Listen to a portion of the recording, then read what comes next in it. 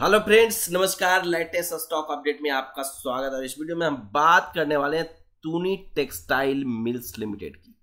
दोस्तों, यहां पे राइट इश्यू इसकी ओपन हो रही है 24 नवंबर को और 8 दिसंबर को क्लोज होने वाली है। यहां पे इसी के अबाउट में यहां पे पूरी डिटेल्स जानकारी आपके साथ साझा करने वाले हैं। चाहे राइट इश्यू अप्लाई करने का प्रोसेस हो, चाहे इसकी शेयर को सेल करना हो, बाय करना हो, या इस शेयर में क्या करना है नहीं करना है, सारी चीजें बात करने वाले हैं तूनी टेक्सटाइल्स मिल्स लिमिटेड के अबाउट।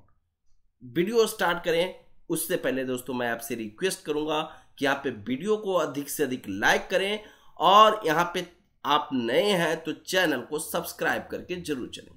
साथ ही दोस्तों मैं डिस्क्लेमर दे दूं कि मैं यहाँ पे सेबी रजिस्टर्ड एडवाइजर नहीं हूं, तो यहाँ पे मैं किसी भी प्रकार के स्टॉक में इन्वेस्टमेंट रिकमेंडेशन नहीं करता हूं, इसका बिल्कुल आप ध्यान रखें। यहां पे आप अगर आप देखें तो तूनी टेक्सटाइल्स मिल लिमिटेड की जो यहां पे आपको देखने को मिल रहा होगा कि यहां पे बेसिकली ये B2B सेगमेंट में काम करते हैं, बिजनेस टू बिजनेस सेगमेंट में काम करते हैं और ये बेसिकली टेक्सटाइल सेक्टर में काम करते हैं, जिसमें बड़े बड़े ब्रांड को यहां पे एक तरह से देखें सप्लाई करते हुए। सियाराम्स का नाम तो आपने सुना ही होगा, काफी पॉपुलर ब्रांड है। तो एक तरह से बड़े बड़े ब्रांड है, ये भी आप देख सकते हैं। यहाँ भी मतलब अलग अलग जो ब्रांडेड आप देख रहे हैं, यहाँ पे एक तरह से कंपनी को, यहाँ पे ब्रांडेड कंपनी को अपनी टेक्सटाइल प्रोडक्ट है जो यहाँ पे सप्लाई करती हुई नजर आती है।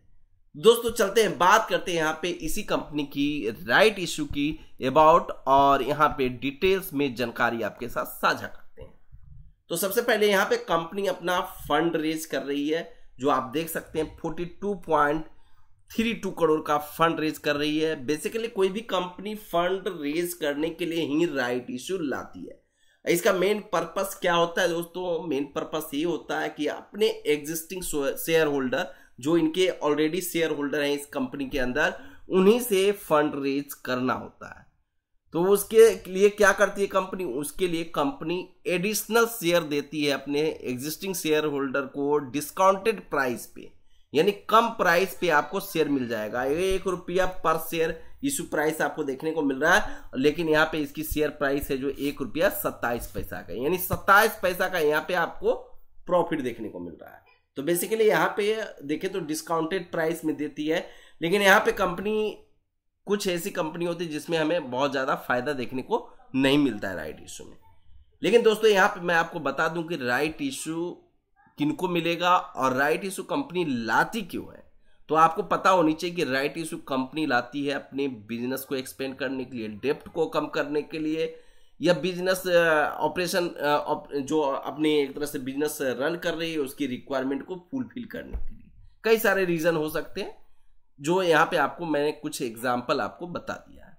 अब तूनी टेक्सटाइल मिल्स की अगर हम बात करें तो यहाँ पे इसकी जो आरई शेयर होते हैं, जिसको राइट इश्यू वाला शेयर बोलते हैं, उसमें अगर हम बात करें तो 14 नवंबर तक जो लोग इस शेयर को बाय कर लिए हैं या उससे पहले बाय करके होल्ड रखे हुए हैं, उनको राइट इश्यू दिया जाएगा, यानी आरई शेयर मिलेगा। यानी 15 नवंबर के डेट में जिनका नाम आएगा उन्हीं को राइट इश्यू मिलेगा। दोस्तों यहाँ पे अगर आप देखें तो यहाँ पे ऑफर ओपन हो रहा है 24 नवंबर को और 3 दिसंबर को यहाँ पे देखें तो यहाँ पे लैप्स हो जाएगा, ट्रेडिंग बंद हो जाएगा शेयर का, और 8 दिसंबर को यहाँ पे राइट इशू क्लोज हो जाएगा। उसके बाद अलॉटमेंट होगा, फिर यहाँ पे क्रेडिट होगा आपके डीमेट अकाउंट के अंदर, फिर लिस्टिंग देखने को मिलेगा इस आरई शेयर का।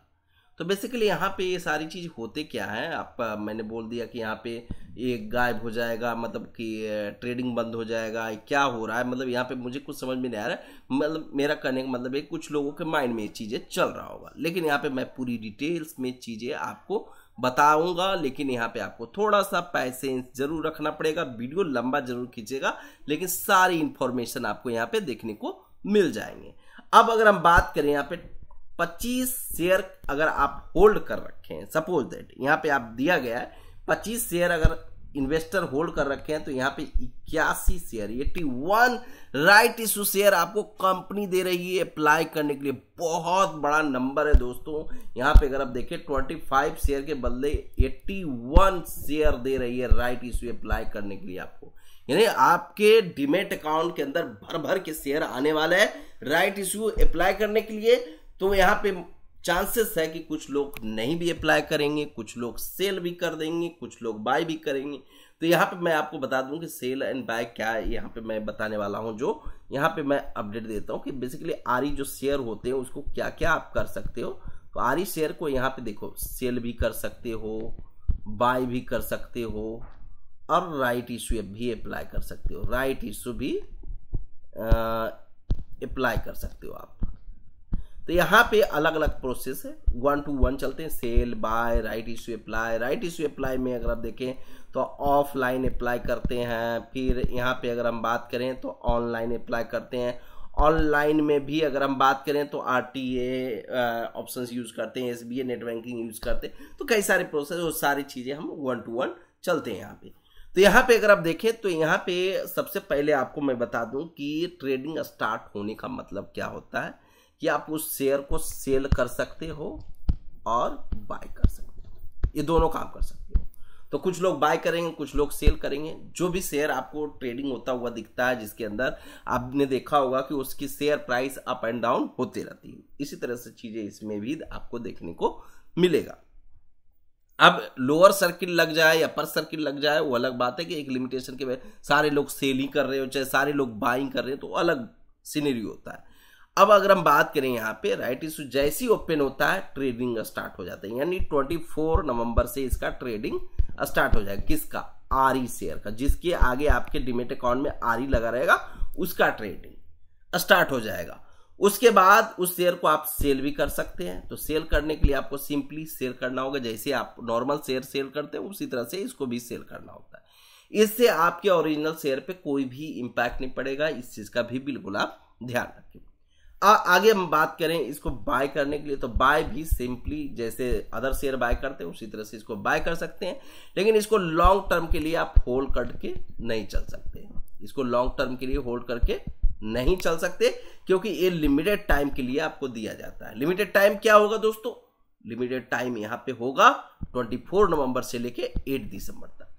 लेकिन यहां पे जो ट्रेडिंग होगा 24 नवंबर से लेके यहां पे 3 दिसंबर तक।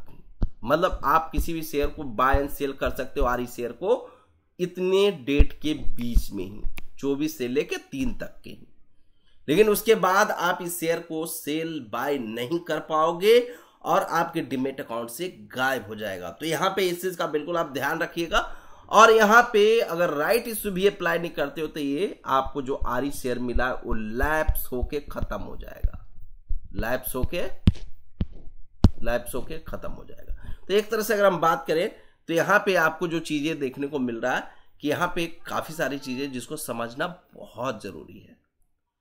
तो ये सारी चीजें आप समझ गए। अब राइट इश्यू अप्लाई करने की बात हम करें तो राइट इश्यू अप्लाई करने के लिए ऑफलाइन प्रोसेस यूज कर सकते हैं, ऑनलाइन प्रोसेस यूज कर सकते हैं। तो ऑनलाइन में क्या करेंगे, राइट इश्यू अप्लाई करने से होता क्या है और क्या हमें फायदा होगा, इसके लिए पेमेंट करना होगा नहीं करना होगा, ये सारी चीजें बात करते हैं। तो राइट इश्यू सबसे पहले अप्लाई करने से जो आपका टेम्पोररी आरई शेयर था वो ओरिजिनल शेयर में बदल जाएगा, समझ गए? तो यहां पे ओरिजिनल शेयर में आरई शेयर बदल जाएगा, यानी ये शेयर आपका एक्चुअल शेयर हो जाएगा। जो अभी ये शेयर है जो आप ऊपर देख रहे हैं, ये जो शेयर का प्राइस है ये शेयर में बदल जाएगा। और यहां पे आपको जो एक तरह से लिस्टिंग गेन मिलेगा वो प्रॉफिट में चला जाएगा आपका। अब हम बात करें यहां पे, ये चीज तो आपको समझ में आ गया होगा कि यहां पे क्या फायदा है। यहां पे प्लस राइट इश्यू अप्लाई कैसे करें, तो ऑफलाइन प्रोसेस की अगर हम बात करें तो ऑफलाइन में अगर आप देखें यहाँ पे तो लेटर ऑफर यूआरएल है। यहाँ पे अभी एप्लीकेशन यूआरएल नहीं है, लेकिन आप अपने ईमेल पे चेक करोगे तो लेटर ऑफ यहाँ पे एप्लीकेशन यूआरएल भी देखने को मिलेगा। और उसको ओपन करके आप प्रिंट आउट निकाल के फॉर्म को फिल करके नियरेस्ट केनरा बैंक में यानी सिंडिकेट बैंक में जाके आप जमा कर सकते हैं। प्लस उसके लिए आपको अमाउंट भी सबमिट करना होगा। 1000 के लिए अप्लाई कर रहे हैं, 1000 आरई शेयर आपके पास है तो ₹1 से मल्टीप्लाई कर दीजिए। जितने भी शेयर के लिए अप्लाई करेंगे उतने पेमेंट करना पड़ेगा। 10,000 के लिए अप्लाई कर रहे हैं 10,000 पेमेंट करना होगा आपको जब आप बैंक में सबमिट करने जाओगे। वो पेमेंट का मेथड कुछ भी हो सकता है, डीडी हो सकता है, आप चेक दे दो, आप नेट बैंकिंग से दे दो, जो भी प्रोसेस आपके लिए इजी है वो आप यूज कर सकते हैं। लेकिन दोस्तों यहाँ पे अगर आपको राइट इशू ऑनलाइन अप्लाई करना है तो उसके लिए आपको क्या करना होगा, उसके लिए दोस्तों आपको यहाँ पे आना पड़ेगा। सबसे पहले ये ऑनलाइन में प्रोसेस में एसबीए नेट बैंकिंग होता है, जिसमें बैंक के जरिए हम करते हैं, और इसमें आपको सिंपल रिटेल लॉगिन करना होता है अपने बैंक में जाके। बड़े बड़े जो बैंक होती है वो प्रोवाइड करती है।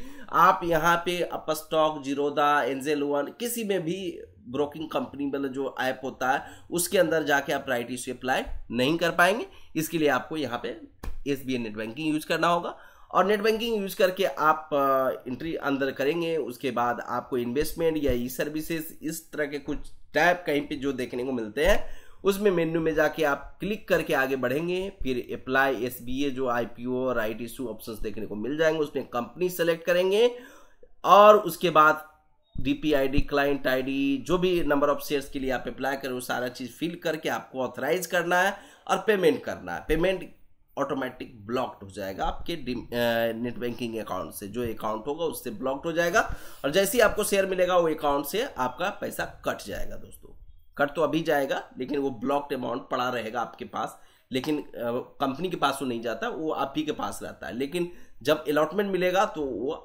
वहां से डिडक्ट होकर खत्म हो जाएगा, तब आपको अलॉटमेंट मिल जाएगा। अगर हम देखें तो यहाँ पे एसबीए नेट बैंकिंग किसी को नहीं समझ में आया कि उसमें नहीं हम कर पा रहे हैं, तो यहाँ पे सिंपल है, जो रजिस्ट्रार होता है, जो कंपनी के रजिस्ट्रार होते हैं, आप उसके एप्लीकेशन फॉर्म ओपन करोगे, नीचे में दिया रहता है रजिस्ट्रार ऑफ द इशू, तो उस कंपनी के वेबसाइट पे जाके आप राइट इशू अप्लाई कर सकते हैं। कंपनी को सेलेक्ट करेंगे, डिटेल्स भरेंगे, उसके बाद फिल करके पेमेंट करना होता है सिंपली। तो ये सब तरीके हैं बेसिकली राइट इशू अप्लाई करने पे। अगर टाइम पे सब्सक्रिप्शन नहीं किए, सब्सक्राइब नहीं किए, यानी राइट इशू अप्लाई नहीं किए, तो योर इंटाइटलमेंट विल लैप्स। तो यहाँ पे ये चीज आप देख लीजिए, डेडलाइन को मीट करना अनिवार्य है, तो इस चीज का बिल्कुल आप ध्यान रखें। और दोस्तों यहाँ पे मैं किसी भी प्रकार के स्टॉक में इन्वेस्टमेंट रिकमेंडेशन नहीं देता हूँ, इस चीज का भी बिल्कुल ध्यान रखें। लेकिन दोस्तों जरूर कहूंगा यहाँ पे वीडियो को लाइक एंड चैनल को सब्सक्राइब जरूर करते चलिएगा। लेकिन अगर आपके माइंड में किसी भी प्रकार की क्वेश्चन आ रहे हैं तो कमेंट सेक्शन में जरूर बताएं। फिर से मिलेंगे नेक्स्ट वीडियो में लेटेस्ट न्यूज के साथ दोस्तों।